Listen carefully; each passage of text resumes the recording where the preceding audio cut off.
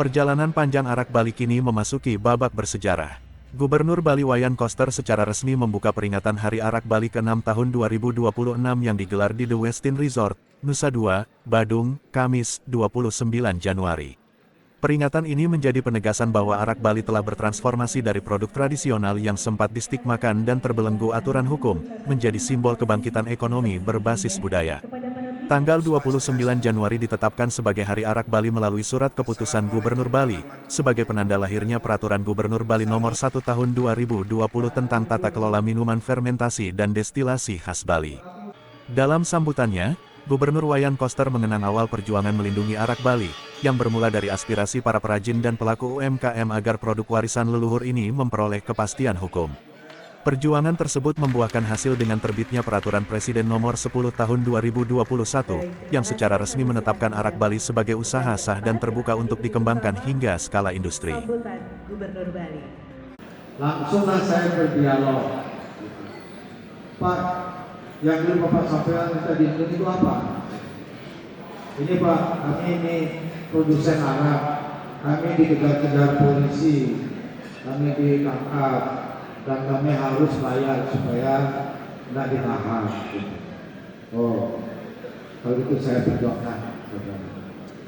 Lantas ngobrol saya sama Kadis Perindustrian, kenapa kok orang ditangkap? Karena ternyata ini adalah produk yang dilarang berdasarkan Perpres karena masuk dalam daftar tertutup untuk dibuka. Karena itulah saya langsung berinisiatif bersurat kepada Bapak Presiden untuk merubah Perpres ini. Begitu ceritanya. Saya serahkan surat itu kepada Bapak Pranama Manungwibo, Sekretaris Kabinet. Singkat kata, surat itu mendapat respon dari Bapak Presiden. Langsunglah dilimpahkan kepada Bapak Menko Perekonomian. Pada saat itu dijabat oleh Bapak Darmin Nasution. Dibahaslah surat saya itu dan ditindaklanjuti untuk mendapat respon. Kini, Arak Bali berkembang pesat dengan puluhan merek lokal yang mampu bersaing di pasar nasional dan internasional. Bahkan, Arak Bali sempat dimanfaatkan dalam pendekatan Usada Bali pada masa pandemi COVID-19.